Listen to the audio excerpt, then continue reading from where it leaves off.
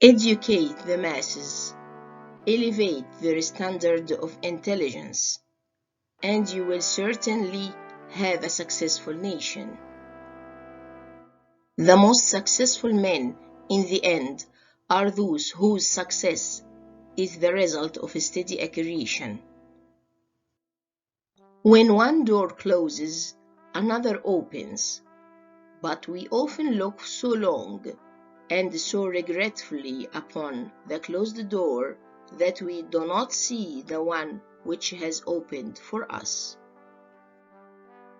I do not recognize the right of the public to break in the front door of a man's private life in order to satisfy the gaze of the curious. America is a country of inventors, and the greatest of inventors are the newspaper men.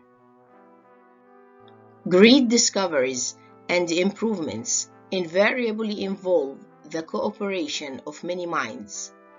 I may be given credit for having blazed the trail, but when I look at the subsequent developments, I feel the credit is due to others rather than to myself. A man's own judgment should be the final appeal in all that relates to himself. It is a neck and neck race between Mr. Gray and myself. Who shall complete our apparatus first? He has the advantage over me in being a practical electrician, but I have reason to believe that I am better acquainted with the phenomena of sound than he is, so that I have an advantage there.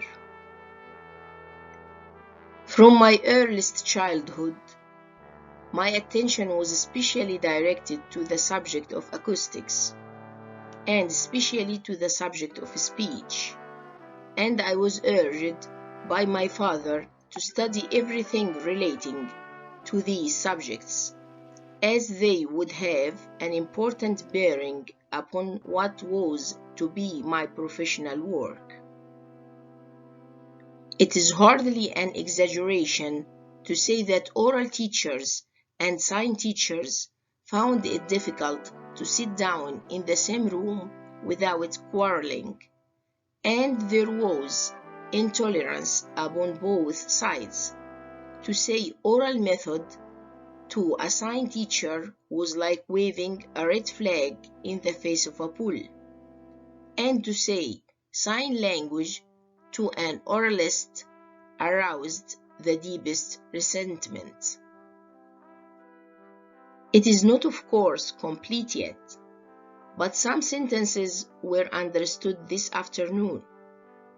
I feel that I have at last struck the solution of a great problem, and the day is coming when telegraph wires will be laid onto houses just like water or gas, and friends converse with each other without leaving home. I do not think it right to dissect living men even for advancement of science. So far, I am so concerned I prefer a post-mortem examination to vivisection without an aesthetics. My knowledge of electrical subjects was not acquired in a methodical manner, but was picked up from such books as I could get hold of and from such experiments as I could make with my own hands.